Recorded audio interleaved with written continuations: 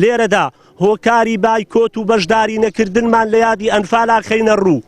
یەکەم، چەمچەماڵ کە کوردستانی خستووەتە سەر نەخشەی جیهانی وزە و هەشتەم وڵاتی یەدەجی غازی سروشتیە لەسەر ئاشتی جیهان کەچی خۆی ئاوی خواردنەوەی نییە.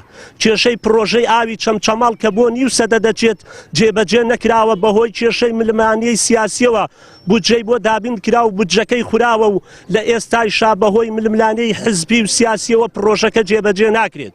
دوو، پرۆژەی نەخۆشخانەی سەد قەرەوێڵەیی کە لە ساڵی 2009 بڕیاری دروستکردنی دراوە و لە 2013 بەردی بناخەکەی دانرا و بەڵام پارەکەی خورا و بەردی بناخەکەیشی دیار نەما.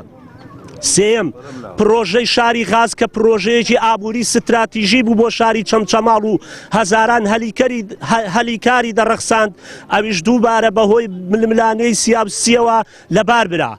هەروەها گەڕەکی ئاسوودەی ئەنفالنشین کە لە ئۆردوگایەکی زۆرە ملێ دەچێت پێویستی بە قوتابخانە و باخچەی ساوایان و ڕوبەری سەوزایی هەیە، بەڵام بەداخەوە ئەم گەڕەکە پشتگوێ خراوە و کراوەتە ئۆردوگایەک و هیچ پرۆژەیەکی خزمەتگوزاری پێویستی تێدا نییە.